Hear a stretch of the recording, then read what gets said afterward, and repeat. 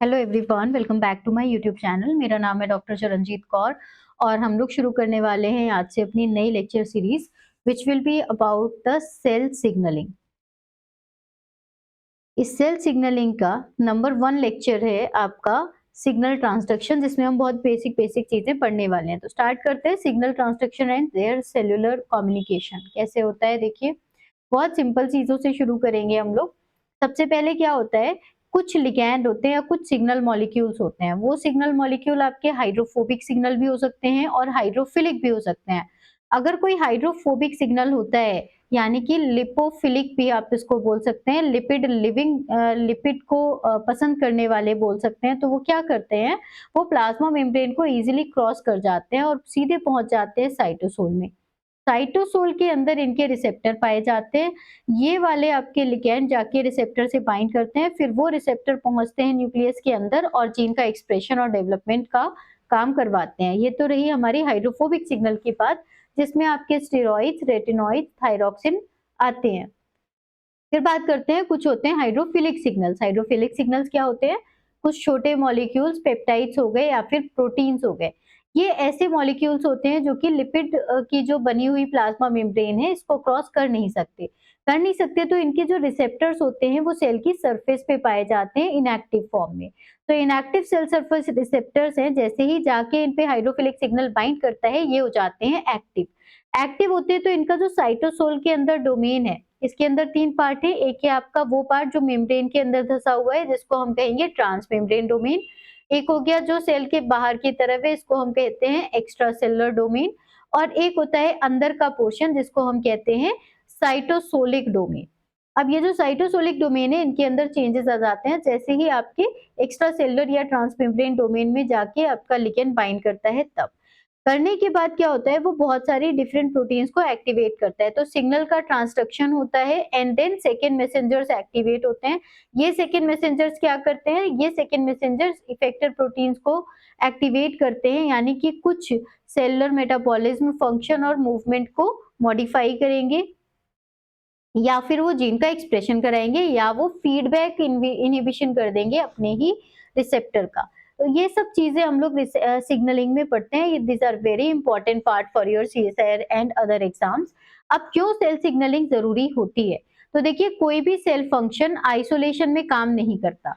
यानी कि सर्वाइवल करने के लिए, डेवलपमेंट के लिए, कोऑर्डिनेशन के लिए, किसी भी मल्टीसेलुलर लाइफ के लिए आपको सिग्नलिंग की जरूरत होती है। कैसे, हमें किसी एनवायरनमेंट को या सेल के सिग्नल को सेंस करना पड़ता है एंड देन हमें उसके लिए रिस्पॉन्स जनरेट करना पड़ता है। यानी कि आप, सर्दी होगी तो हम जैकेट पहनेंगे, गर्मी होगी तो हम जैकेट नहीं पहनेंगे, क्योंकि हमें पता है, हम सिग्नल को सेंस कर सकते हैं। तो सेल्स जो होती है वो किसको रिस्पॉन्स करती हैं, सिग्नल को, जो कि केमिकल हो सकते हैं जैसे कि आ गए आपके हार्मोन्स, न्यूरोट्रांसमीटर्स, ग्रोथ फैक्टर्स, और फिजिकल भी हो सकते हैं जैसे कि लाइट, टच, हीट। इनके एग्जांपल्स हैं जैसे कि यूनिसेल्युलर एल्गी है, उनके अंदर फोटोटैक्सिक होती है। यानी कि फोटोटैक्सिस का मतलब है लाइट के प्रेजेंस में या जहां पे लाइट है उसकी तरफ, towards light movement of any organelles या organ, it is known as phototaxis. दूसरा, light detection by retinal cells, हमारी आंखों के जो रेटिना होते हैं वो भी लाइट को डिटेक्ट कर पाते हैं। तीसरा हो गया आपका टच और heat sensing by sensory neuron, आपको किसी चीज को छूने पे या तो वो चीज गर्म है या ठंडी है ये फील हो रही है, ये भी आपकी सिग्नलिंग का पार्ट है। तो अगर हम बात करें यहाँ पे यूनिसेलुलर यूकेरियोट्स जैसे यीस्ट हो गए, स्लाइम मोल्स हो गए, वो भी प्लस कोई एक्स्ट्रा सेलुलर सिग्नल के लिए वो क्या कर सकते हैं, रिएक्ट कर सकते हैं। कैसे कर सकते हैं, जैसे फेरोमोन्स। फेरोमोन्स क्या होते हैं, सेक्स हार्मोन्स होते हैं, जो कि आपके ईस्ट आइडेंटिफाई कर लेते हैं आसपास से, और उसको वो आइडेंटिफाई करके उस पर्टिकुलर ऑर्गेनिज्म की तरफ जाते हैं फॉर मीटिंग। तो इंपॉर्टेंट क्या पार्ट हुआ, सिग्नलिंग एक यूनिवर्सल है जिसमें यूनिसेलुलर हो या मल्टीसेलुलर हो सभी में पाई जाती है। सिग्नलिंग का मतलब रिस्पॉन्स नहीं है, बल्कि सिग्नलिंग का मतलब है रिसेप्टर का होना। रिसेप्टर आएगा, लिगैंड से बाइंड करेगा, फिर इसके जो साइटोसोलिक डोमेन है वहां चेंजेस होंगे, देन उससे एक इफेक्टर मॉलिक्यूल एक्टिवेट होगा, जिससे सेकेंड मैसेंजर एक्टिवेट होगा, वो जाके दूसरी प्रोटीन्स को एक्टिवेट करेगा। इनके मल्टीपल फंक्शन हो सकते हैं। तो कम्युनिकेशन जो है वो हार्मोन पर ही केवल लिमिटेड नहीं है, उसमें फिजिकल और केमिकल दोनों चीजें आती हैं। क्वेश्चन कई बार पूछ लेते हैं, स्टेटमेंट्स आ जाते हैं, only multicellular organisms show signalling. No, unicellular organisms में भी सिग्नलिंग पाई जाती है। इसके एक्सपेरिमेंटल एविडेंसेस पर भी आ जाते हैं हम लोग। क्या है एक्सपेरिमेंटल एविडेंस? जब अर्ली हार्मोन स्टडी की गई तो देखा गया कि अगर हम एपिनेफ्रिन को मिक्स्ड सेल पॉपुलेशन में ऐड कर देते हैं, मिक्स्ड सेल पॉपुलेशन में ऐड करते हैं, तो जो आपके ये क्या करता है, ये ग्लाइकोजन के ब्रेकडाउन को केवल लिवर और मसल सेल्स में एक्टिवेट करता है, सब में नहीं करता। यानी अगर हमने बहुत सारी सेल्स ले ली, हमने मसल सेल्स ले ली है, हमने लिवर सेल्स ले ली हैं, हमने फॉर एग्जाम्पल हमने किडनी की सेल्स ले ली हैं, हमने ब्लड सेल्स ले ली है, हमने कोई भी सेल्स ले ली, अब हमने सभी को क्या दिया है, एक ही चीज दी है जिसका नाम है एपिनेफ्रिन। एपिनेफ्रिन क्या चीज है? ये एक आपका सिग्नल है। अब ये सिग्नल क्या कर रहा है, ये केवल इसको एक्टिवेट कर रहा है और इसको कर रहा है, बाकी दोनों को एक्टिवेट नहीं कर रहा। यानी कि जिसके पास भी एपिनेफ्रिन का रिसेप्टर था वो एक्टिवेट हो गए, जिनके पास नहीं था उन्होंने कोई भी रिस्पॉन्स इसके लिए दिखाया ही नहीं। अब ये क्या बताता है, ये बताता है कि रिसेप्टर का एक्सप्रेशन होना, ना कि लिगैंड की अवेलेबिलिटी, ये डिटरमाइन करता है कि सेल का रिस्पॉन्स कैसा होगा या नहीं होगा। यानी कि अगर कोई सेल किसी सिग्नल के लिए रिस्पॉन्स नहीं दे रही है, इवन देन जब आपका हाई लिगैंड कंसेंट्रेशन प्रेजेंट है, तो हो सकता है कि उसके रिसेप्टर लेवल पे कोई डिफेक्ट आ गया हो। ठीक है, यहाँ तक हम क्लियर हो गए। ये एक एविडेंस हो जाता है। इससे रिलेटेड एक क्वेश्चन आपके लिए है, जैसे पिछली क्लास में क्वेश्चन था जिसके आंसर्स आपको सॉल्व खुद से करने हैं और मुझे बताना है लास्ट में इन द कमेंट बॉक्स कि कितने क्वेश्चंस आपके करेक्ट हुए। Which of the following statement is true? Only multicellular organisms show extracellular signaling. Cell responds only to chemical signals. Signal response requires the presence of a specific receptor, or physical stimuli cannot induce intracellular responses. Part B के लिए identical question है, आपके IIT jam, gate P या आपके other related exams के लिए भी equally important है। ठीक है, क्वेश्चन में बहुत सिंपल पूछा गया है, इनमें से कौन सा स्टेटमेंट करेक्ट है? And the correct answer is C. क्या मतलब है? एक सिग्नल की वजह से केवल रिस्पॉन्स तब आता है जब उसमें अप्रोप्रिएट रिसेप्टर होता है, यानी कि यहाँ पे सिग्नल रिस्पॉन्स के लिए आपको एक स्पेसिफिक रिसेप्टर की जरूरत होती है, यही ट्रू था। एक और क्वेश्चन आपके लिए, which of the following is an absolute requirement for the cellular response to an extracellular signal? High ligand concentration, signal amplification, presence of receptor और the presence of second messenger. Same question है, अलग language में। Answer is very simple, आपका receptor होना चाहिए तो ही काम चलेगा। Next question is, the signaling molecule is present in high concentration but the cells show no response. तब क्या होगा? लो ATP है, absence of receptor है, rapid ligand degradation हो रहा है, या फिर lack of transcription factor है। And the answer is again receptor की absence होना। अब शुरू करते हैं हम आगे का point, types of extra cellular signalling based on distance. Distance के बेस पे कितने टाइप की आपकी एक्स्ट्रा सेलुलर सिग्नलिंग पाई जाती है? तो देखिए 4 टाइप की एक्स्ट्रा सेलुलर सिग्नलिंग पाई जाती है। एक होती है जिसे हम कहते हैं एंडोक्राइन सिग्नलिंग। एंडोक्राइन सिग्नलिंग बहुत लंबी दूरी तक जा सकती है, डिस्टेंट टारगेट ये फॉलो कर सकती है और ये हार्मोन से जनरली कैरी फॉरवर्ड होती है। तो हार्मोन क्या करते हैं, ब्लड में रिलीज हो जाते हैं और फिर वो ब्लड जहां जहां जाता है वहां वहां हार्मोन पहुंचते रहते हैं, जहां पे इनका अपना रिसेप्टर मिल जाता है, यानी कि एक कॉग्नेट पेयर है। कॉग्नेट पेयर किसका है? आपके लिगैंड का, उसके रिसेप्टर के साथ वहां पे जाके ये बाइंड कर लेते हैं। फॉर एग्जाम्पल इंसुलिन और एपिनेफ्रिन, ये सब आपके एंडोक्राइन सिग्नलिंग से होते हैं। दूसरा आ गया पैराक्राइन। पैराक्राइन का मतलब हो गया नेबरिंग सेल्स में, जैसे कि एक सेल है वो कुछ चीजें प्रोड्यूस कर रही है, फॉर एग्जाम्पल इस सेल से कुछ पार्ट प्रोड्यूस हो रहा है, कोई भी सिग्नल प्रोड्यूस कर रही है, तो अब ये यहाँ पे बहुत सारी सेल्स हैं, यहाँ पर आते आते क्या होगा, वो सिग्नल डिग्रेड होना शुरू हो जाएगा। तो इसको नहीं मिलेगा, इसको नहीं मिलेगा, इसको थोड़ा कम मात्रा में मिलेगा, इसको थोड़ा कम मात्रा में मिलेगा, लेकिन इसको ज्यादा अमाउंट में मिलेगा। तो सिग्नल जो होते हैं वो लोकली अपने नियर बाई सेल्स पे काम करते हैं, शॉर्ट लिव्ड होते हैं और नॉर्मली आपके नर्वस सिस्टम में और डेवलपमेंट के टाइम पे काम करते हैं। एग्जाम्पल्स आ गए आपके न्यूरोट्रांसमीटर्स एंड ग्रोथ फैक्टर्स। तीसरा आ गया ऑटोक्राइन सिग्नलिंग। ऑटोक्राइन का मतलब है ये मेरी सेल है, इसी ने क्या किया, अपना सिग्नल बनाया, फिर इसी सेल के पास एक रिसेप्टर है और ये रिसेप्टर पे जाके लिगेंड ने बाइंड किया, यहाँ पे सिग्नल एक्टिवेट हुआ और बहुत सारी प्रोटीन्स यहाँ पे बनी और अपना फंक्शन किया। ऑटोक्राइन ने खुद ही अपने सिग्नल को सिक्रीट किया, नॉर्मल डेवलप और उसके बाद खुद ही उससे बाइंड करके एक्टिवेट हो गई। कब काम करती है? नॉर्मल डेवलपमेंट में और कैंसर के टाइम पे ये डेंजरस सिग्नलिंग होती है। दूसरा आता है आपका ट्यूमर सेल्स जो होते हैं वो इस मोड को एक्टिवेट करते हैं या फिर ये ट्यूमर सेल्स में बहुत ज्यादा एक्टिव फॉर्म में पाई जाती है। देखिए नेक्स्ट आता है, लास्ट है आपका जक्स्टाक्राइन। जक्स्टाक्राइन में कॉन्टैक्ट डिपेंडेंट होती है, यानी कि सिग्नल जो होते हैं वो मेम्ब्रेन बाउंड रहते हैं और इसके बाद जो रिसेप्टर्स होते हैं वो भी मेम्ब्रेन बाउंड है, यानी कि एक सिग्नल ये है एक पर्टिकुलर सेल के ऊपर, दूसरा इसका रिसेप्टर है वो दूसरी सेल के ऊपर है। मान लो ये इसका रिसेप्टर है वो दूसरी सेल के ऊपर है यहाँ पे, तो इन दोनों के बीच में एक फिजिकल कॉन्टैक्ट होगा और अगर ये जो फिजिकल कांटेक्ट हुआ है तब हम इसे कहेंगे जक्स्टाक्राइन है। Direct cell to cell contact की जरूरत यहाँ पे होती है। यहाँ पे जो डिस्टेंस है वो लिगैंड की स्टेबिलिटी, डिफ्यूजन और रिसेप्टर की एफिनिटी से रिलेटेड है। क्या एक्सपेरिमेंटल एविडेंस है या आइडेंटिफिकेशन है इसमें? ऑटोक्राइन सिग्नलिंग की बात करेंगे तो autocrine signalling is experimentally demonstrated when tumour cell is proliferate in the serum free media. जो ट्यूमर सेल्स होती हैं वो सीरम उसकी रिक्वायरमेंट है क्योंकि उसको न्यूट्रिशन चाहिए। अगर वो ट्यूमर सेल्स बिना सीरम के भी ग्रो कर पा रही हैं, इसका मतलब उसमें ऑटोक्राइन सिग्नलिंग एक्टिवेटेड है। और growth is blocked by the neutralising antibodies against the self secreted ligand. और कई बार क्या होता है कि कुछ एंटीबॉडीज होती हैं वो अपने ही लिगेंड को रिकॉग्नाइज करती हैं, खुद ही लिगेंड बनाएंगे और खुद ही उससे बाइंड कर लेंगे। बाइंड करके क्या होगा? ग्रोथ रुक जाएगी, जिसकी वजह से हम ये कह सकते हैं एक सेल्फ स्टिमुलेटरी सिग्नलिंग लूप आपको मिल जाता है। तो 4 तरीके की सिग्नलिंग हो गई आपकी।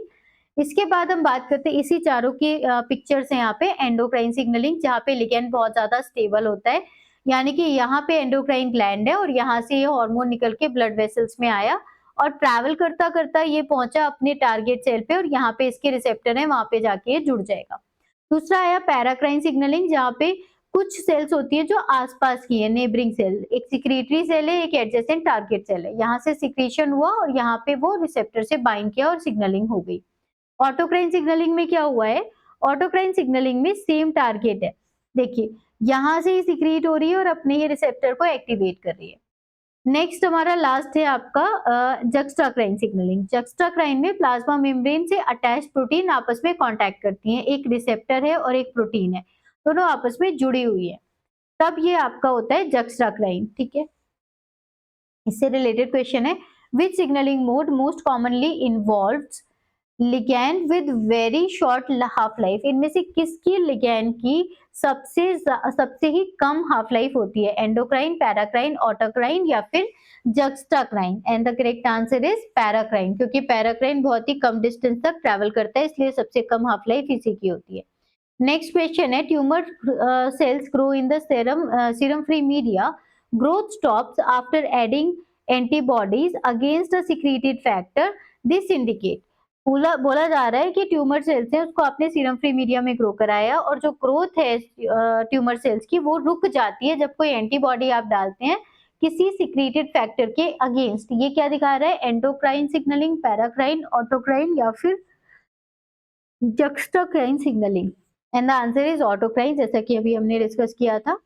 नाउ आते हैं हम लोग chemical nature of signalling. Signalling का केमिकल नेचर क्या होता है, जिसके बारे में ऑलरेडी हम लोगों ने थोड़ा थोड़ा पढ़ा है। क्या कि हाइड्रोफोबिक सिग्नलिंग हो सकती है या फिर हाइड्रोफिलिक सिग्नलिंग मॉलिक्यूल्स हो सकते हैं। हाइड्रोफोबिक सिग्नलिंग मॉलिक्यूल्स में एग्जांपल्स आते हैं स्टेरॉइड्स, रेटिनॉइड और थायराइड यानी थायरॉक्सिन्स। ये डिफ्यूज करते हैं प्लाज्मा मेम्ब्रेन से, साइटोसोल या फिर न्यूक्लियस के अंदर इनके रिसेप्टर पाए जाते हैं, ये उससे बाइंड कर लेते हैं। फिर लिगेंड और रिसेप्टर का जो कॉम्प्लेक्स होता है वो रेगुलेट करता है ट्रांसक्रिप्शन को। एंड ये जो रिस्पॉन्सेज हैं ये बहुत ही स्लो हैं लेकिन लॉन्ग लास्टिंग होते हैं। अगर बात करें हम लोग हाइड्रोफोबिक सिग्नलिंग की, हाइड्रोफोबिक सिग्नलिंग के एग्जांपल थे पेप्टाइड्स, प्रोटीन्स और स्मॉल पोलर मॉलिक्यूल्स। ये मेम्ब्रेन को क्रॉस कर नहीं सकते, इसलिए सेल सरफेस के रिसेप्टर पे बाइंड करते हैं और सिग्नल ट्रांसडक्शन पाथवे को फॉलो करते हैं। इनका जो रिस्पॉन्स है वो बहुत ही रैपिड है और रिवर्सिबल है। तो हम टाइम स्केल के बेसिस पे कह सकते हैं हाइड्रोफोबिक जो होते हैं उसमें टाइम लगता है आपका ज्यादा, कुछ घंटों से लेके कुछ दिन का टाइम लग सकता है, और हाइड्रोफिलिक के केस में सेकंड से मिनट के अंदर आपको रिस्पॉन्स देखने को मिल जाते हैं।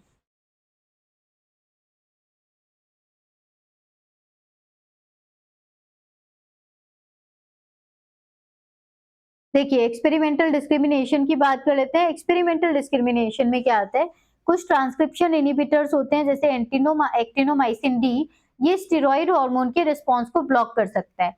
एक्टिनोमाइसिन डी ने स्टेरॉइड हार्मोन को ब्लॉक कर दिया, उसके रिस्पॉन्स को। काइनेज के जो इनहिबिटर्स होते हैं वो आपके पेप्टाइड हार्मोन के रिस्पॉन्स को ब्लॉक कर देते हैं। और न्यूक्लियर ट्रांसलोकेशन जो होता है रिसेप्टर का, वो केवल हाइड्रोफोबिक सिग्नल के या लिगेंड के साथ देखा जाता है और किसी के साथ नहीं देखा जाता। यानी कि अगर हमने टाइम स्केल और इनहिबिटर की सेंसिटिविटी को ढंग से समझ लिया है तो हम किसी भी सिग्नलिंग के मैकेनिज्म को अच्छे से समझ सकते हैं। हमें पता लग सकता है कि किसमें हाइड्रोफोबिक मॉलिक्यूल है या फिर हाइड्रोफिलिक मॉलिक्यूल है, वो ट्रांसक्रिप्शन फैक्टर के बेसिस पे काम कर रहा है जीन एक्सप्रेशन लेवल पे, या फिर वो कैस्केड के बेसिस पे काम कर रहा है और मिनट से सेकंड से मिनट के अंदर आपको रिस्पॉन्स मिल रहा है, या फिर घंटों से दिन में उसका रिस्पॉन्स मिल रहा है। इससे रिलेटेड एक क्वेश्चन आ रहा है आपके सामने, which signalling molecule can induce responses in cells lacking plasma lacking membrane receptors। membrane receptor किसी सेल के पास membrane receptor नहीं है, तो इनमें से कौन सा आपका सिग्नलिंग मॉलिक्यूल काम कर सकता है? Peptide hormone, growth factor, steroid hormone और neurotransmitter. So the answer is steroid hormone. क्यों? क्योंकि ये जो है हार्मोन, ये एक हाइड्रोफोबिक मॉलिक्यूल है, और क्योंकि ये हाइड्रोफोबिक है तो ये कहाँ जा सकता है? ये आपके साइटोसोल के अंदर एंटर कर सकता है, और साइटोसोल के अंदर ही इसके रिसेप्टर प्रेजेंट होते हैं। हमसे बोला गया था कि मेम्ब्रेन रिसेप्टर नहीं होगा, मेम्ब्रेन रिसेप्टर की इसको नीड नहीं है। ठीक है, अगला क्वेश्चन है, अब hormone response requires new protein synthesis and appears after several hours. The hormone must likely acts via GPCR, ion channel, nuclear receptor और calcium ion channel। एक हार्मोन रिस्पॉन्स है जिसमें एक नई प्रोटीन की सिंथेसिस होनी चाहिए जो कि कुछ घंटों के बाद आएगी। तो इसमें जो हार्मोन है वो कौन सी सिग्नलिंग से काम कर रहा है? GPCR, ion channel, nuclear receptor या फिर calcium ion channel. And the correct answer is nuclear receptor. क्यों? क्योंकि न्यूक्लियर रिसेप्टर जब काम करेगा तो वहां से जीन के एक्सप्रेशन पे काम होगा, और जब भी हम जीन के एक्सप्रेशन पे काम कर रहे होंगे तो हमें पता होना चाहिए इसमें हमें कुछ घंटों से लेके कुछ दिन तक लग सकते हैं। नेक्स्ट, सेल सरफेस रिसेप्टर्स और सिग्नल ट्रांसडक्शन। सेल के ऊपर जो रिसेप्टर्स पाए जाते हैं और उनका जो ट्रांसडक्शन होना है वो कैसे होना है? तो देखिए, सेल सरफेस रिसेप्टर्स जो होते हैं वो इंटीग्रल मेम्ब्रेन प्रोटीन होती है। इंटीग्रल मेम्ब्रेन प्रोटीन है जिसमें एक extra cellular ligand binding domain होता है, एक ट्रांस मेम्ब्रेन डोमेन होता है और एक साइटोसोलिक सिग्नलिंग डोमेन होता है। जिसमें से लिगैंड बाइंडिंग में जब लिगैंड बाइंडिंग हो जाती है तो उसके कारण होती है आपकी कन्फर्मेशनल चेंज, यानी कि यहाँ पे रिसेप्टर ने बाइंड किया है और बाइंड करने के बाद ये इसका ट्रांस मेम्ब्रेन डोमेन है और ये इसका साइटोसोलिक डोमेन है। यहाँ पे कुछ चेंजेस आ जाएंगे जैसे ही लिगैंड इसकी सरफेस पे बाइंड करेगा। तो जो रिसेप्टर्स होते हैं वो मॉडिफाई नहीं करते हैं लिगैंड को, वो बस इंफॉर्मेशन को मेम्ब्रेन के अक्रॉस पहुंचा देते हैं। यानी इसने इससे बाइंड किया, बाइंड करके इंफॉर्मेशन साइटोसोल में मिल गई क्योंकि यहाँ पे कन्फर्मेशनल चेंजेस आ गए हैं। इस तरीके की जो सिग्नलिंग होती है उसमें क्या होता है, ये एक्टिवेटेड रिसेप्टर्स जो होंगे वो रिसेप्टर या तो जी प्रोटीन से काम करते हैं, इसके साथ इंटरेक्शन करते हैं, या काइनेज के साथ या फिर अदर सिग्नलिंग प्रोटीन के साथ। अब जो सिग्नल है वो मेम्ब्रेन को क्रॉस करता है एज द स्ट्रक्चरल चेंज, यानी रिसेप्टर के अंदर क्या हो जा रहा है, रिसेप्टर के अंदर स्ट्रक्चर का चेंज हो जाता है, लिगैंड की एंट्री नहीं होती है इस केस में। अब बात करते हैं रिसेप्टर और लिगैंड के इंटरेक्शन की, यानी कितना स्पेसिफिक है और कितना ज्यादा एफिनिटी होती है। तो देखिए, जो भी आपका रिसेप्टर होता है, रिसेप्टर की बाइंडिंग होती है वो होती है multiple weak non covalent interaction से। यानी बहुत सारे वीक और नॉन कोवेलेंट इंटरेक्शंस होते हैं, यानी बहुत ज्यादा स्ट्रॉन्ग इंटरेक्शंस नहीं होते और बहुत ज्यादा होते हैं, उसकी वजह से एक हाई स्पेसिफिसिटी और एफिनिटी जनरेट हो जाती है। दोनों में डिफरेंस क्या है यहाँ पर ध्यान दीजिए। स्पेसिफिक का मतलब होता है जिसके साथ मुझे मतलब है मैं उसी से बात करूंगी। फॉर एग्जाम्पल हम यहाँ पे CSIR एग्जाम के लिए आए हैं तो हम उसके लिए हो गए स्पेसिफिक। फिर बात कर रहे हैं हम एफिनिटी की। एफिनिटी का क्या मतलब हो गया कि हमें इससे पर्टिकुलरली कितना प्यार है, व्हाट अफेक्शन या कितना लव है। लव होगा मतलब हमारे पास चाहे कितना भी कम समय मिला है, पूरे दिन में 24 आवर्स होते हैं, हमें अगर 2 घंटे भी मिल रहे हैं एक्स्ट्रा तो हम उस 2 घंटे का टाइम अपने CSIR की पढ़ाई के लिए निकाल रहे हैं। अगर हम ऐसा कर पा रहे हैं तो हम उसके लिए ज्यादा एफिनिटी रखते हैं। लेकिन हमारे पास 24 आवर्स में से 20 घंटे होने के बावजूद अगर हम 2 घंटे नहीं दे पा रहे हैं, इसका मतलब हमारी एफिनिटी इस पर्टिकुलर लिगैंड के लिए कम है। क्लियर हो गया? तो ये तो हो गई हमारी एक सिंपल सी बात। अब बात करते हैं हम इसमें क्या हुआ कि कोई कुछ एंजाइम्स होते हैं और रिसेप्टर्स होते हैं, ये सिलेक्टिव होते हैं, लेकिन कुछ और एंजाइम होंगे वो उतने ज्यादा सिलेक्टिव नहीं होते। सिलेक्टिव नहीं होते यानी कि वो एक पर्टिकुलर क्लास को मैटर करते हैं। या तो आपका एक ग्रुप हो सकता है या तो कोई पर्टिकुलर स्पेसिफिक लिगैंड हो सकता है। यानी सिलेक्टिव होते हैं रिसेप्टर अपने लिगैंड के लिए, बहुत ज्यादा सिलेक्टिव हो गए, और वो लिगैंड को मॉडिफाई नहीं करते हैं, वो सिर्फ बाइंड करते हैं। यानी कि रिसेप्टर और लिगैंड का जो इंटरेक्शन है वो सैचुरेबल है और रिवर्सिबल है। सैचुरेबल क्यों है? क्योंकि number of receptors on the cell, जो नंबर ऑफ रिसेप्टर्स है वो लिमिटेड है। भाई वो ज्यादा थोड़ी ना हो जा रहा है, अगर वो लिमिटेड है तो हमारा ये सैचुरेट भी हो सकते हैं। दूसरा रिवर्सिबल है, यानी कि इसका रीयूज फिर से किया जा सकता है, जब हमें जरूरत नहीं है तो उसको लिगैंड को हटा दिया जाएगा। कैसे कैरेक्टराइज किया जाता है? कैरेक्टराइज करने के लिए होता है आपके पास डिसोसिएशन कांस्टेंट। डिसोसिएशन कांस्टेंट को आप कंपेयर कर सकते हैं Km से। Km क्या चीज है? माइकेलिस कांस्टेंट होता है, उसी से आप कंपेयर करते हैं डिसोसिएशन कांस्टेंट ऑफ रिसेप्टर। इसको कैसे एक्सपेरिमेंटल आप प्रूफ दे सकते हैं? एक बार आपने क्या किया, आपने रेडियो लिगैंड बाइंडिंग ऐसे यूज किया। रेडियो लिगैंड का मतलब था अपने लिगैंड के ऊपर कोई भी रेडियो लेबल्ड, जैसे कि आयोडीन 121 125 लेबल्ड आयोडीन, जो रेडियो लेबल्ड आयोडीन है उससे आपने लिगैंड को लेबल कर दिया। लेबल करने से क्या होगा, वो जहां बाइंड करेगा वहां पे रेडियो एक्टिविटी आपको दिख जाएगी।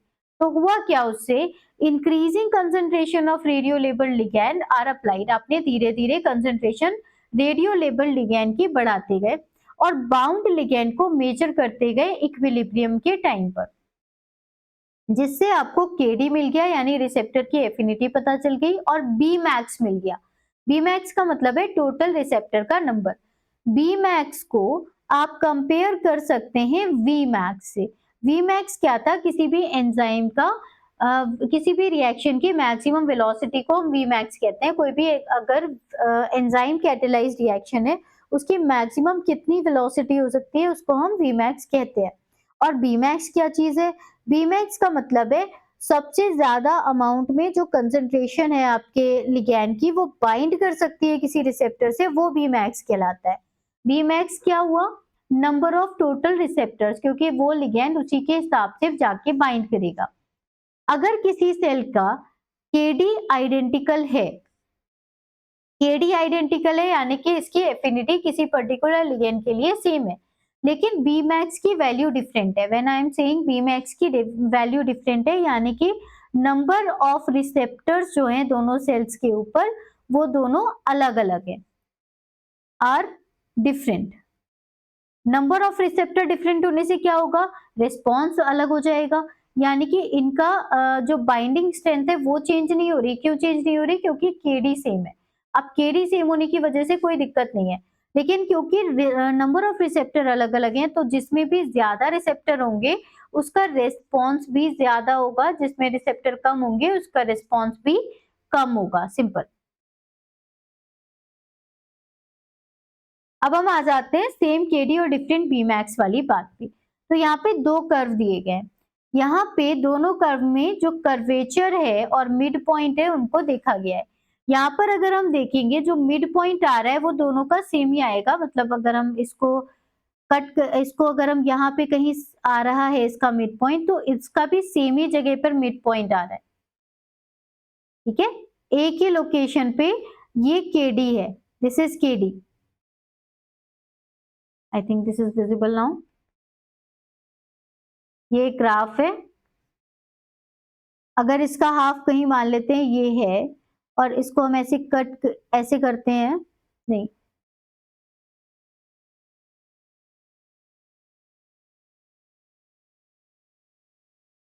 ये ग्राफ थोड़ा ठीक नहीं बना है।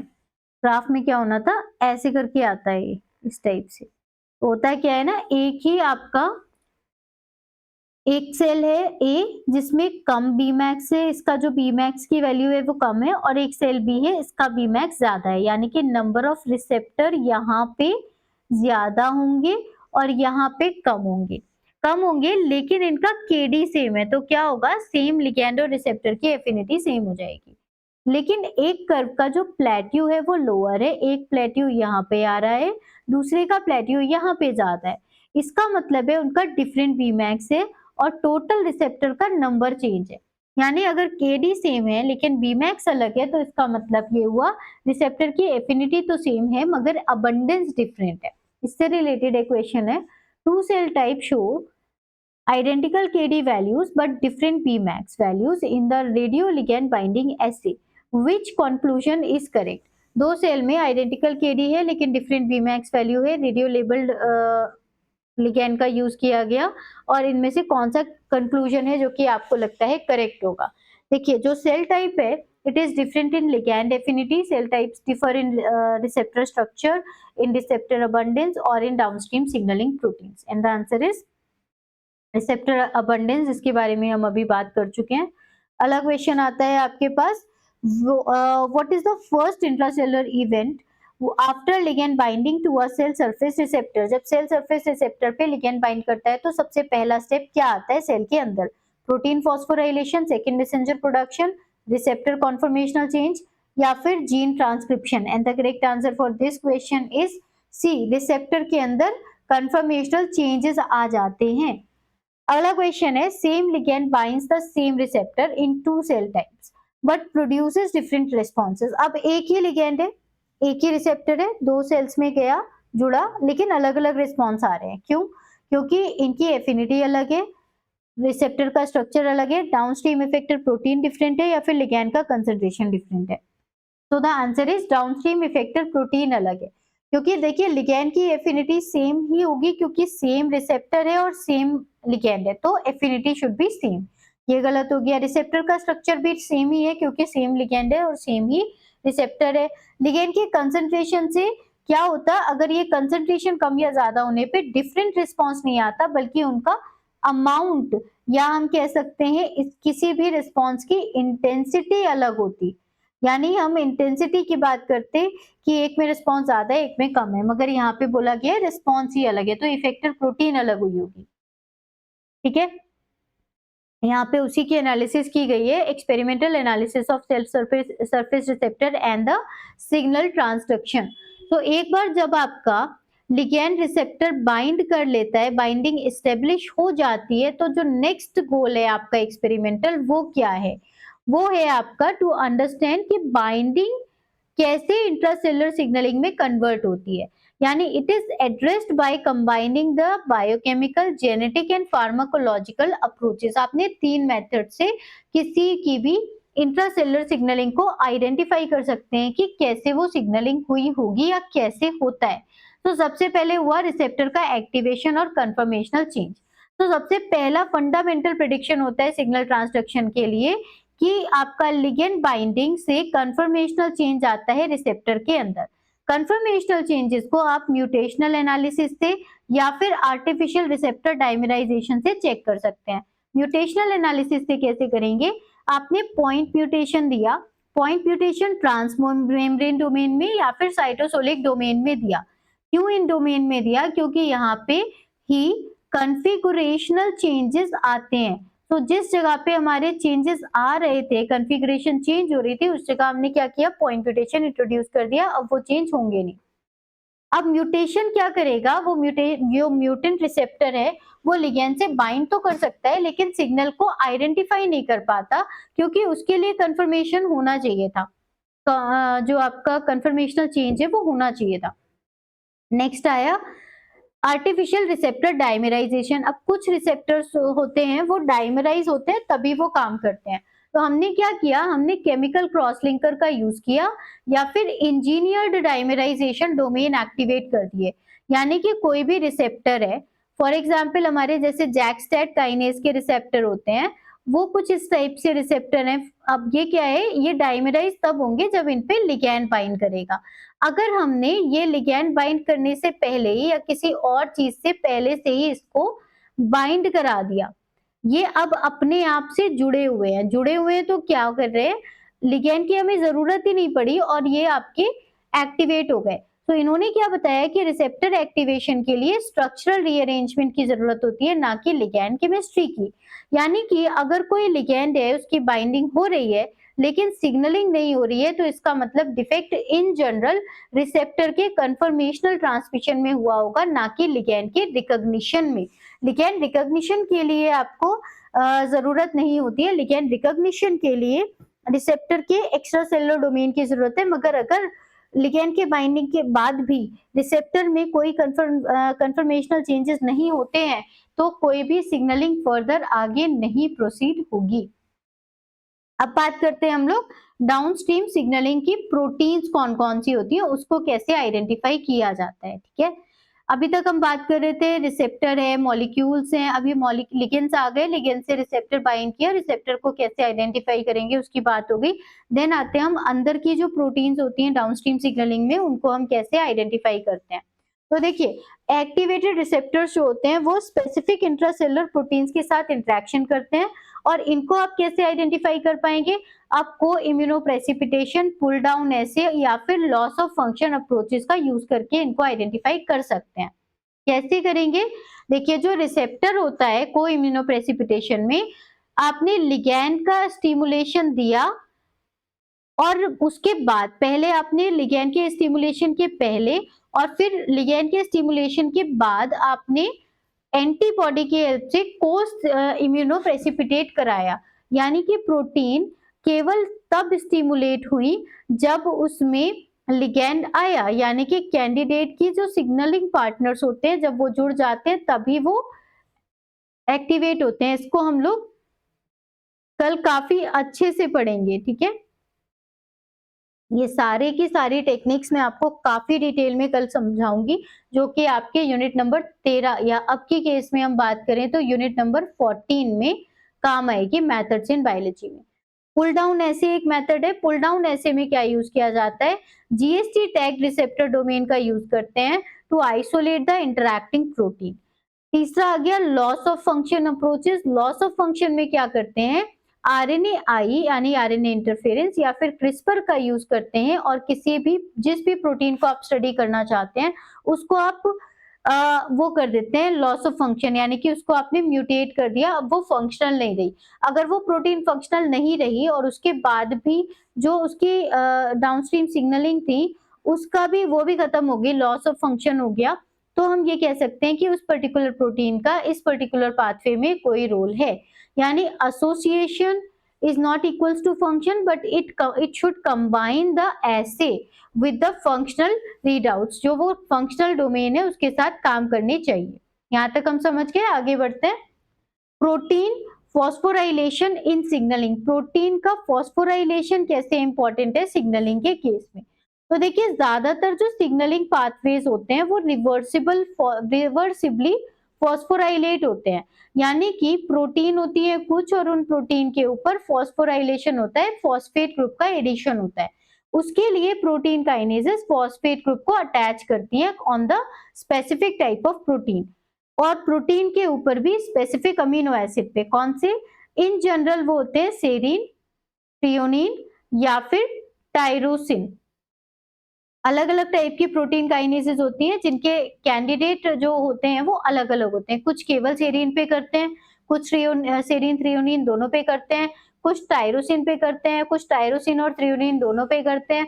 इस तरीके से अलग-अलग टाइप की क्लासेस होती है प्रोटीन काइनेज की। फिर इसके बाद जब ये फॉस्फोराइलेशन होता है तो यहाँ पर मैंने लिखा भी है कि ये रिवर्सिबल होता है, तो इनको हटाता कौन है? इनको हटाता है प्रोटीन फॉस्फेटेज। ये फॉस्फेट ग्रुप को रिमूव कर देते हैं।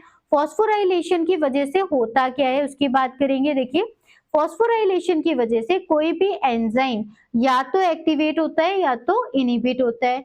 इसकी वजह से कोई बाइंडिंग साइट्स एक्टिवेट हो जाती है या क्रिएट हो जाती हैं, जिसपे जाके कोई डोमेन बाइंड कर सकता है, या फिर ये प्रोटीन के लोकलाइजेशन को चेंज कर देते हैं। जो प्रोटीन, फॉर एग्जाम्पल जो प्रोटीन साइटोसोल में प्रेजेंट है, अब वो चली जाती है न्यूक्लियस के अंदर।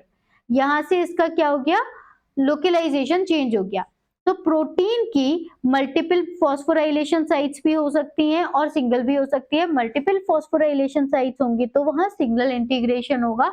अलग अलग जगह पे अलग अलग टाइप की प्रोटीन इंटरेक्शन कर रही होगी, फॉस्फोराइलेट कर रही होगी, जिसकी वजह से अलग अलग सिग्नलिंग होगी। अब क्यों फॉस्फोराइलेशन एक आइडियल प्रोसेस है?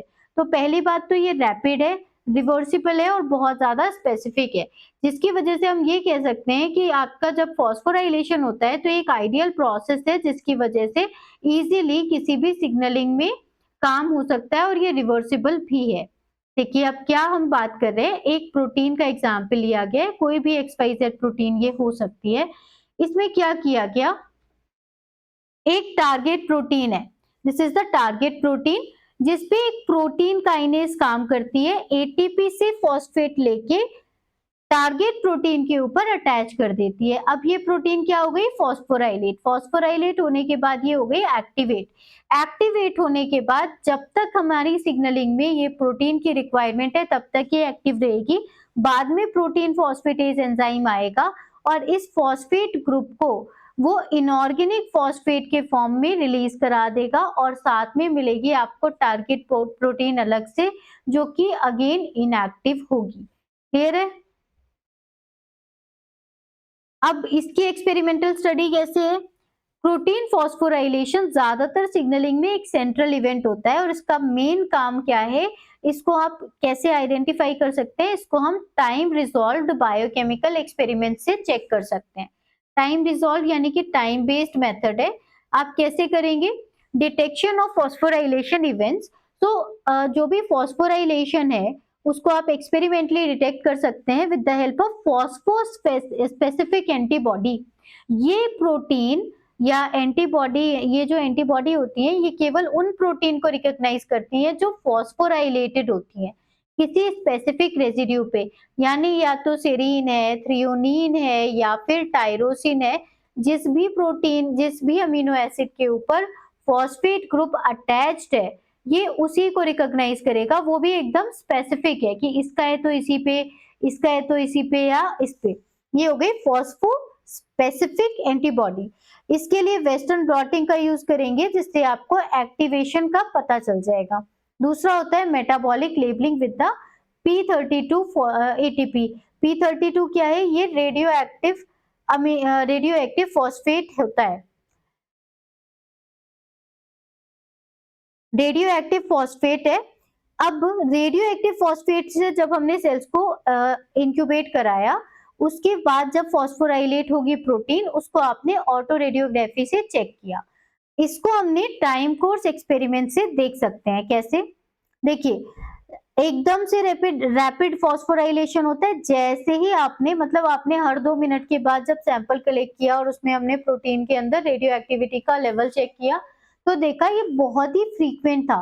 तुरंत फॉस्फोराइलेशन लिगैंड के एक्टिवेशन, लिगैंड को ऐड किया आपने और तुरंत आपको फॉस्फोराइलेशन दिखाई दे गया।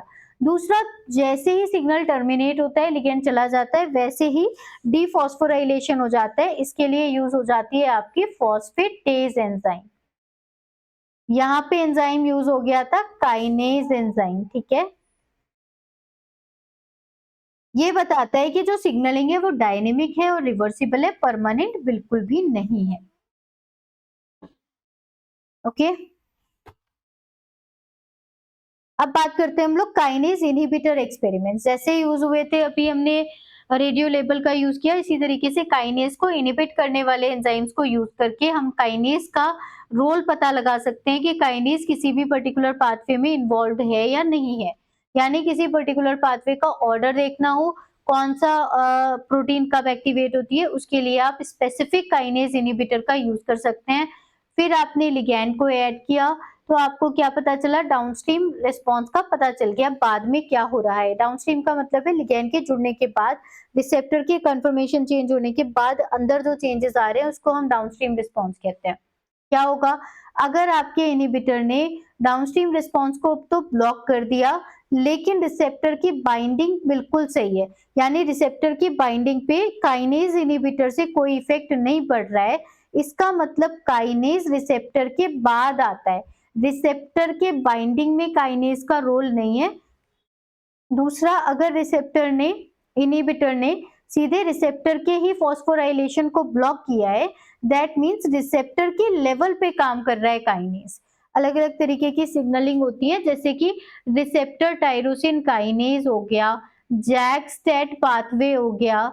ये सब ऐसे पाथवे होते हैं जिसमें क्या होता है, रिसेप्टर में या रिसेप्टर से टाइटली एसोसिएटेड काइनेज प्रेजेंट होती है, वो बाइंडिंग में हेल्प करती है या बाइंडिंग के बाद इम्पोर्टेंट रोल प्ले करती है। तो अगर हमने इनहिबिटर रिसेप्टर लेवल पे ही काम कर रहा है, यानी डाउनस्ट्रीम पे तो बाद में आएगा, पहले वहीं बंद हो गया। हम क्या स्टेटमेंट देख सकते हैं, inhibitor X blocks phosphorylation of protein B but not protein A. तो अब क्या मतलब हुआ इसका कि ए बी के पहले आता है, यानी कि हम किसी भी पाथवे का ऑर्डर देख सकते हैं काइनेज इनहिबिटर के एक्सपेरिमेंट से।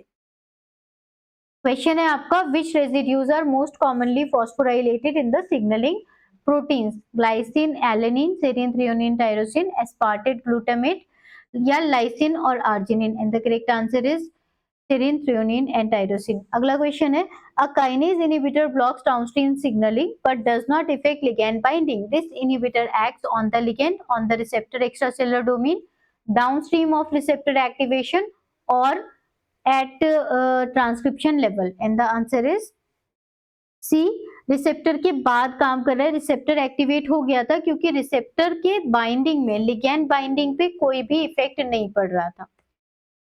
अगला पॉइंट आता है, GTP binding protein acts as the molecular switches. आप ये भी देखेंगे कि बहुत सारी सिग्नलिंग में जीटीपी बाइंडिंग प्रोटीन होती है जिनको हम कहते हैं जी प्रोटीन। ये जो जी प्रोटीन है ये स्विच प्रोटीन का काम करती है, यानी कि एक जब इसमें जीटीपी जुड़ा होगा, ये दो स्टेजेस हो गई, जब जीटीपी जुड़ा होगा तो ये एक्टिव है, जब जीडीपी जुड़ा होगा तो ये इनएक्टिव रहती है। और ये जो स्विचिंग है वो कौन रेगुलेट करता है, ये रेगुलेट करते हैं जीईएफ। जीईएफ क्या होते हैं, जीईएफ का नाम है guanine exchange factor, guanine nucleotide को एक्सचेंज करने वाला फैक्टर। ये एक्टिवेट करते हैं जी प्रोटीन को, यानी जीडीपी को हटाते हैं और उसकी जगह जीटीपी अटैच कर देते हैं। दूसरी होती है गैप्स या फिर आरजीएस। गैप्स का मतलब है GTPase activating protein, GTPase activating proteins and ये तो हो गया जीटीपी गैप का, और आरजीएस का मतलब हो गया रेगुलेटर्स ऑफ जीटीपीएस। ये हो गए आपके रेगुलेटर ऑफ जीटीपीएस।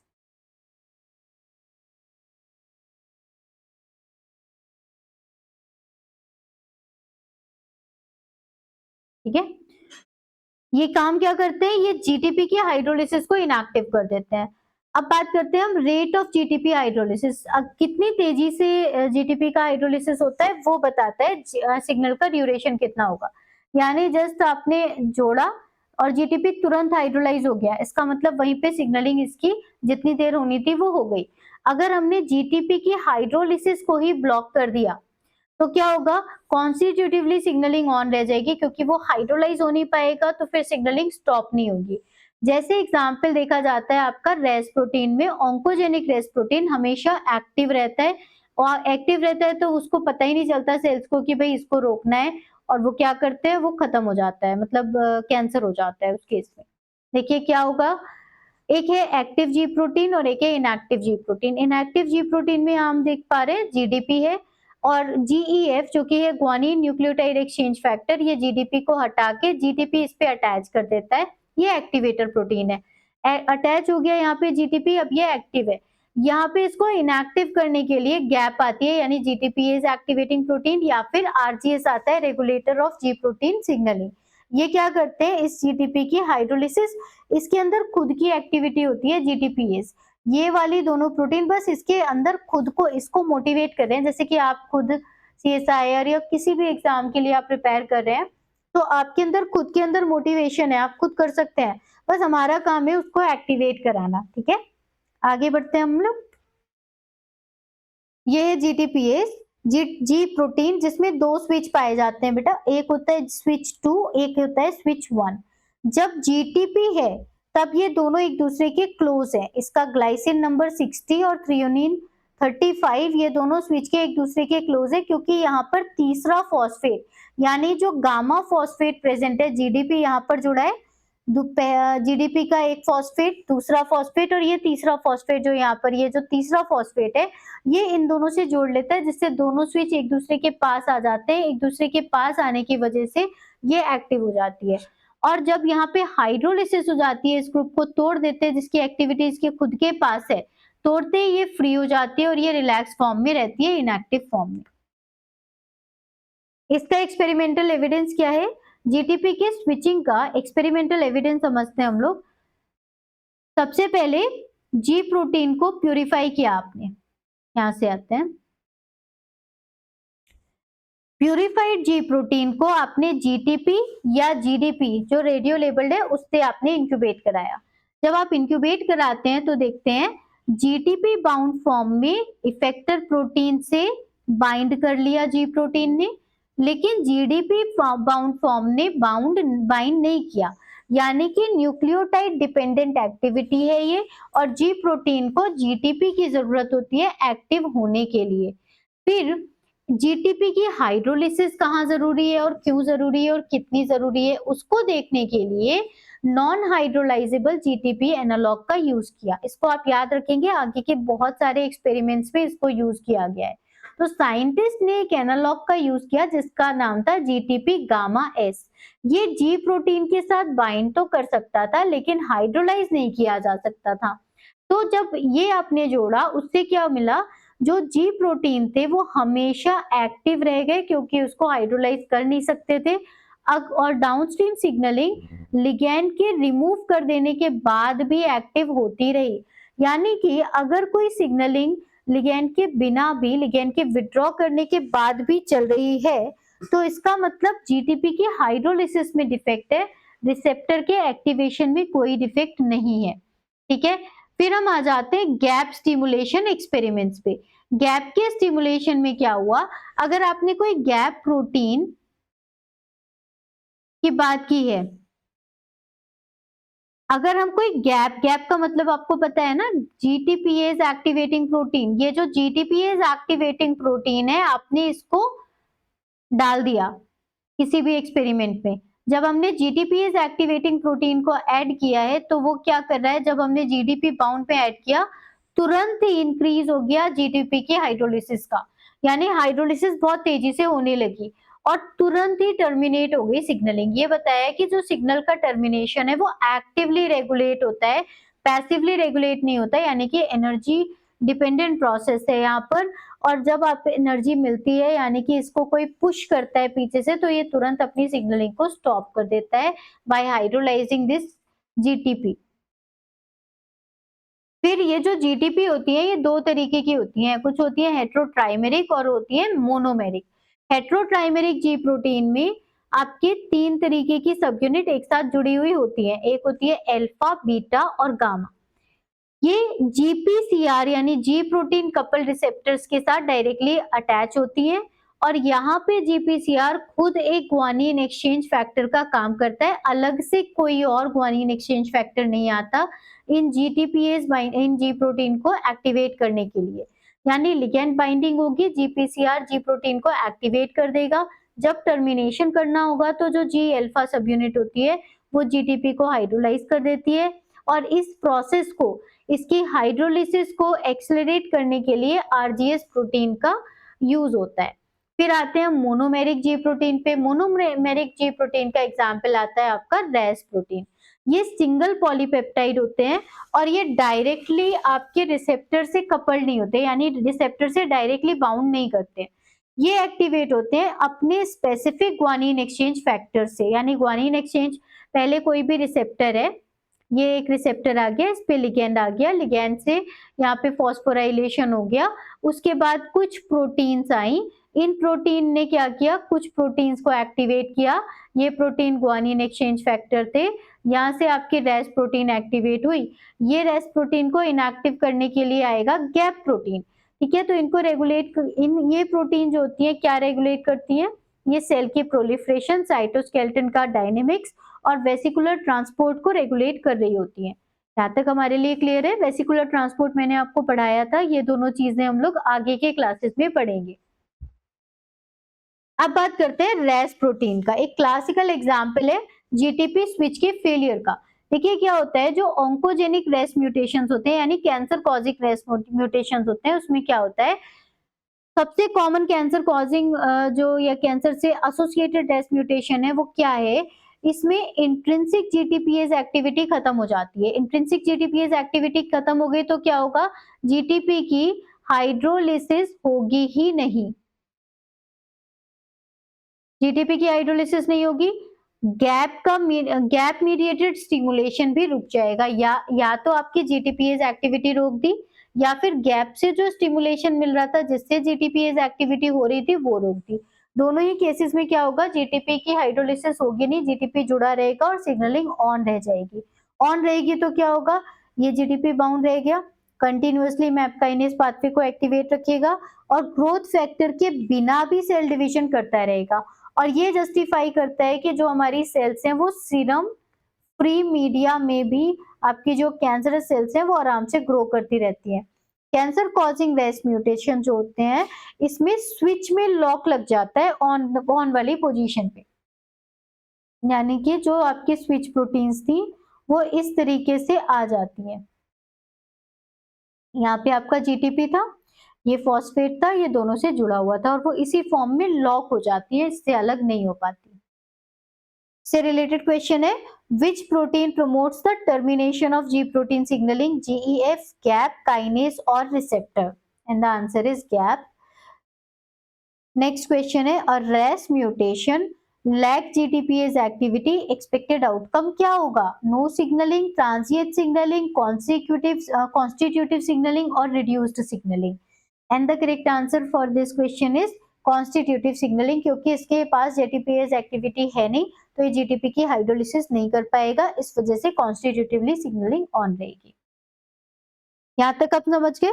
हमने लिगैंड पढ़ लिए, रिसेप्टर पढ़ लिए, डाउनस्ट्रीम में हमने कुछ प्रोटीन काइनेजेस के बारे में बात की। अब बात कर रहे हैं हम लोग सेकेंड मैसेंजर्स की या फिर सिग्नल एम्पलीफिकेशन की।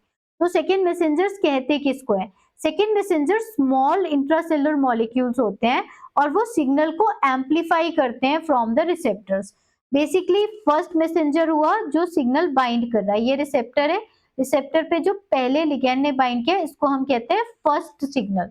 इसके बाद क्या हुआ, ये जो रिसेप्टर था इसके साइटोसोलिक डोमेन में कुछ चेंजेस आए, चेंजेस आने के बाद फाइनली या तो हेटेरोट्राइमेरिक या तो मोनोमेरिक जी प्रोटीन एक्टिवेट हुई, उसके बाद कोई इफेक्टर मॉलिक्यूल एक्टिवेट हुआ, ये इफेक्टर है, कुछ भी हो सकता है, हम उसकी बात करेंगे। इस इफेक्टर ने क्या बनाया, कुछ सेकेंड मैसेंजर बनाया, सेकेंडरी मैसेंजर बनाया। क्या सेकेंडरी मैसेंजर हो सकते हैं, ये सेकेंडरी मैसेंजर हो सकते हैं calcium ion, cyclic AMP, डैग, IP3, cyclic GMP, ठीक है, ये भी हो सकता है।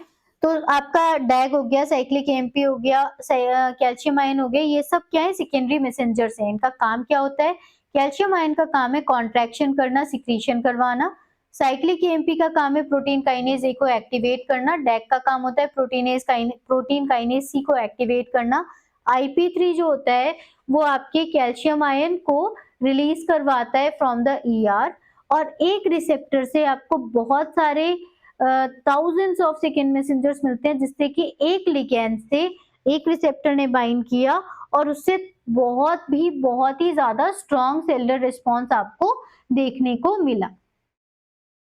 ये सारे सेकेंडरी मैसेंजर्स के स्ट्रक्चर्स हैं।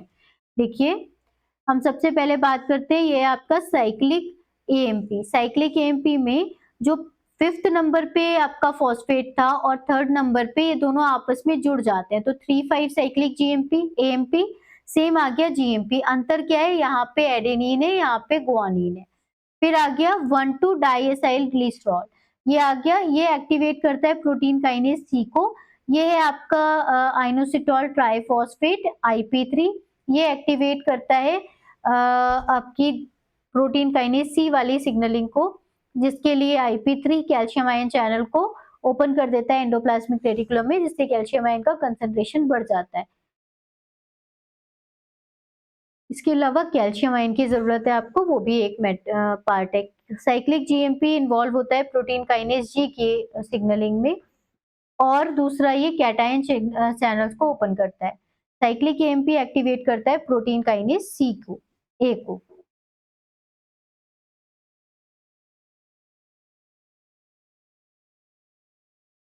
सेकेंड मैसेंजर्स को आप कैसे स्टडी करते हैं? सेकेंड मैसेंजर्स के लिए कैल्शियम इमेजिंग एक्सपेरिमेंट्स किए जाते हैं, या फिर साइक्लिक एएमपी के लेवल को आप मेजर कर सकते हैं। क्या किया जाता है, देखिए सेकेंड मैसेंजर जो होते हैं वो ट्रांजिएंट है, यानी टेम्परेरी है और लोकलाइज्ड है, एक पर्टिकुलर लोकेशन पर होंगे, और ट्रांजिएंट होंगे यानी कि थोड़े टाइम के लिए होंगे, हमेशा नहीं रहते। तो आपको एक रियल टाइम डिटेक्शन की जरूरत होती है, यानी आप ऐसे नहीं छोड़ सकते इनको, आपको टाइम के साथ तुरंत चेक करना होता है कि भाई कितना बन रहा है। उसके लिए कैल्शियम इमेजिंग एक्सपेरिमेंट होते हैं। हम क्या करते हैं, फ्लोरेसेंट कैल्शियम इंडिकेटर्स को यूज करते हैं, जैसे कि हो गया फ्यूरा 2। ये फ्यूरा 2 कैल्शियम आयन को आइडेंटिफाई कर लेंगे, जैसे ही लिगेंड जुड़ा वैसे ही तुरंत साइटोसोल में कैल्शियम आयन का अमाउंट बढ़ गया।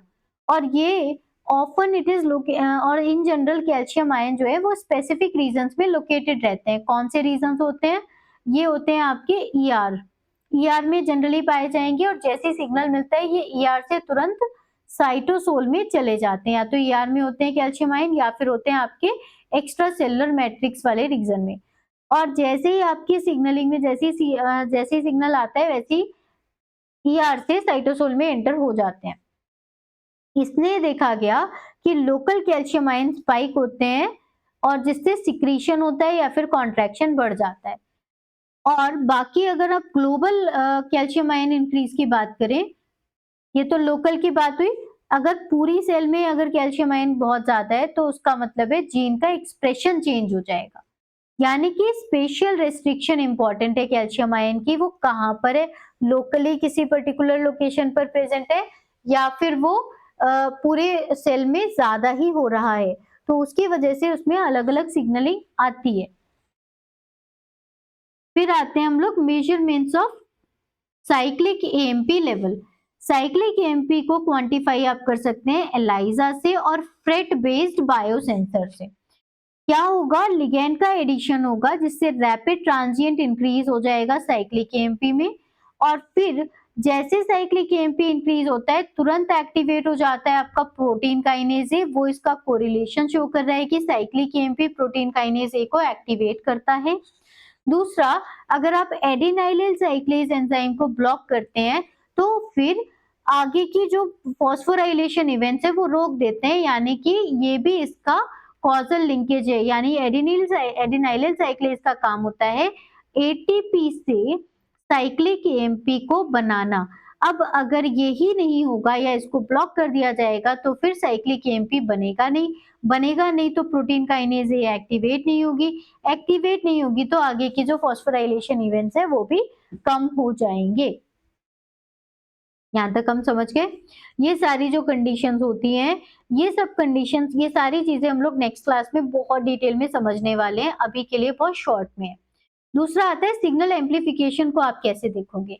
तो सिग्नल एम्पलीफिकेशन को आप सेकेंड मैसेंजर के प्रोडक्शन से मेजर करके देख सकते हैं, यानी कि रिसेप्टर का नंबर कितना था और कितना सेकेंड मैसेंजर बना। अगर हमारा रिसेप्टर का नंबर 1 है और 1 से आपको 500 सिग्नल मिल रहे हैं सेकेंड मैसेंजर, यानी कि बहुत ज्यादा वो एम्पलीफाई करता है सिग्नल को। तो एक रिसेप्टर से मल्टीपल जी प्रोटीन एक्टिवेट होती है, और हर एक जी प्रोटीन एक एंजाइम को एक्टिवेट करती है, और हर एक एंजाइम बहुत सारे सेकेंडरी मैसेंजर्स बनाता है। इसका कैसे दिखाया जाता है? एपिनेफ्रिन इसका एक क्लासिकल एग्जाम्पल है। एपिनेफ्रिन लिगैंड को यूज किया पिकोमोलर कंसंट्रेशन में। पिकोमोलर कंसंट्रेशन में यूज करने के बाद भी उसने क्या किया है, बहुत ज्यादा मात्रा में ग्लाइकोजन का ब्रेकडाउन करवाया है लिवर सेल्स के अंदर। यानी कि कितना भी कम आप लिगैंड को यूज करते हैं उससे भी एक बहुत स्ट्रॉन्ग फिजियोलॉजिकल इफेक्ट आपको देखने को मिलता है। मैं आपको नॉलेज के लिए बता दूं, पिकोमोल का मतलब है 10 टू द पावर -12 मोल, जो कि बहुत कम है। ये आपका एक सिंपल ट्रांसडक्शन पाथवे है जिसमें एक हार्मोन की एंट्री होती है रिसेप्टर पे, रिसेप्टर एक्टिवेट हो जाता है, बीटा एड्रेनर्जिक रिसेप्टर है ये हेट्रोट्राइमेरिक जी प्रोटीन है जिसपे एक जी अल्फा है जो कि जी बीटा गामा से जुड़ी हुई है। ये अल्फा प्रोटीन एक्टिवेट होके अपने इफेक्टर यानी कि ये इफेक्टर यानी कि एडेनिलाइल साइक्लेज को एक्टिवेट करता है जिससे कि साइक्लिक एएमपी बनता है, वहां से प्रोटीन काइनेज ये एक्टिवेट हो जाती है, वो बहुत सारे सेल्यूलर मेटाबॉलिज्म को मॉडिफाई करती है, मूवमेंट करवाती है, साथ में glycogen synthase, glycogen phosphorylase kinase को फॉस्फोराइलेट कर देती है। दूसरा, इसका जो कैटालिटिक डोमेन है वो पहुंच जाता है न्यूक्लियस के अंदर और वहां जाके वो क्रैब प्रोटीन जो कि एक तरह का ट्रांसक्रिप्शन फैक्टर होता है उसको फॉस्फोराइलेट करके एक्टिवेट कर देता है। यानी कि एक ही चीज से बहुत सारी सिग्नलिंग हो पा रही है। एक क्वेश्चन है आपका, which second messenger directly opens calcium ion channel in ER, DAG, cyclic AMP, calcium ion, IP3 or cyclic GMP? And the answer is IP3. Next, localized calcium increase near the membrane without nuclear effect suggests global signaling, spatially restricted signaling, transcriptional regulation और nuclear receptor activation. जो localized increase किया गया है calcium ion membrane के पास बहुत ज्यादा है, global increase नहीं है, तो वो किस तरीके की सिग्नलिंग को दिखा रही है? It is specially restricted signalling. अगली क्लास में हम लोग पढ़ने वाले हैं सेल सरफेस रिसेप्टर्स और सिग्नल ट्रांसडक्शन प्रोटीन्स के बारे में। आई होप आपको क्लास अच्छी लगी होगी। अगर लगी है तो प्लीज कमेंट करना। Thank you.